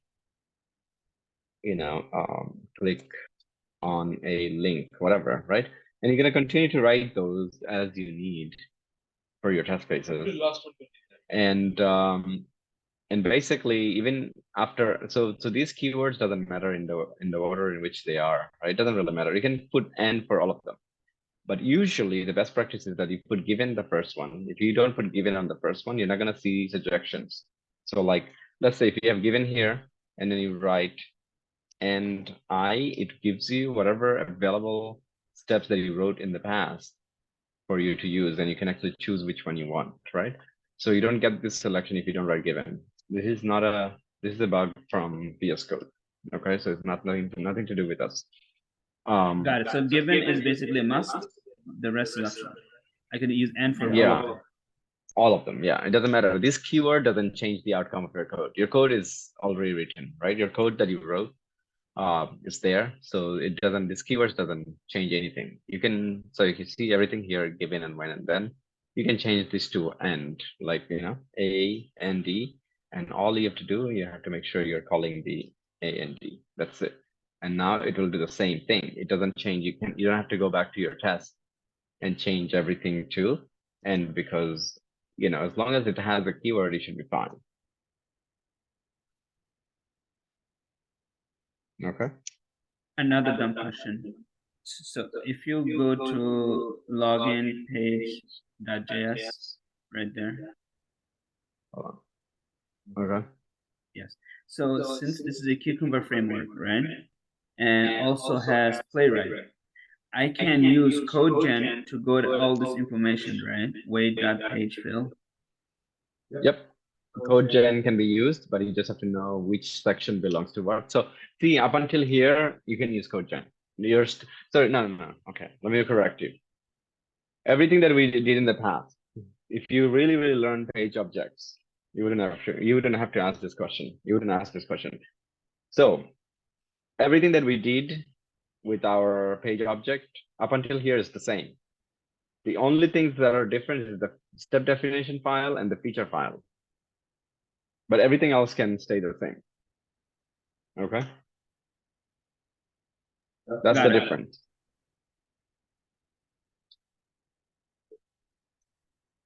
All right, guys. So this is what I want you to do. I want you to struggle with this. That's why I'm not going to do anything from scratch. You saw me just acting like somebody who is brand new to this and kind of reverse engineer myself to create a similar test cases. Maybe you can create similar test cases, but anyways, for a login page, what I want you to do, I'm gonna make your life easier. Okay, so for a login page, there is more than just one test case where you just log in and done, right? So I want you to create more test cases. So this was the second one that I wrote for you. And I want you to create maybe like at least 4 test cases here. Now, if you set up with login page and you want to do a little bit of extra work, you can create it for homepage, but then remember, as soon as you get out of login page, you have to create a new file that's gonna say homepage dash, home dash page, right? You have to create a new page for the page object, and then you have to also create a step definition for home dash page if you're gonna create your tests on the homepage. Any other page has to be, they have to have their own files, page object, remember? So I want at least 4 test cases with the pull request pushed. And obviously Thursday we're taking off. And so again, go back to this video if you can, and then get those 4 test cases. This is going to be pretty important because the next class, if you want to move around and feel comfortable, you have to do those 4 test cases.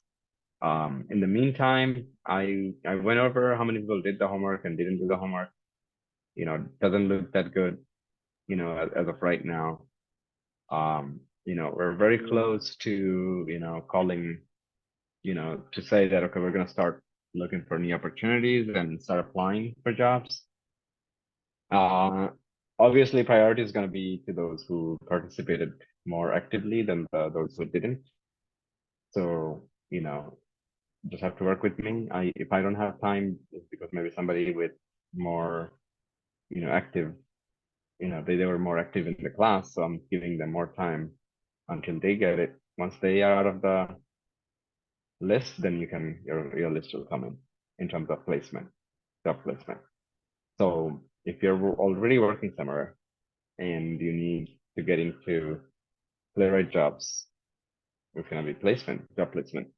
If you're not working somewhere, where I'm gonna also help you with job placement, is complete again from, you don't have to think about anything at all. I'm gonna guide you through the entire process to make sure that you get a job.